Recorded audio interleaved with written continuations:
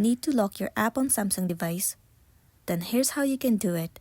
First of all, you should know that there is no any direct feature or the option where you can lock the app on a device. But still, there is an alternative way to do it. Start by heading over to your Play Store.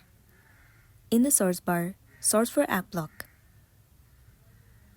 Head over to the very first application. Install this application on a device. Once it has been installed, tap on Open. Now create one password for your app lock. And then tap on Create. Once again enter the PIN that you have created, and then tap on Save. Click on Permit for both of it. It will be landing you on this homepage of App Lock. Now in order to lock any of the application, you simply have to click on this lock icon right beside the application. Let me do it for the application OneDrive. Well, this app has been locked. In order to check the application that has been locked, then head over to Locked at the top right corner. So these are all the application that has been locked.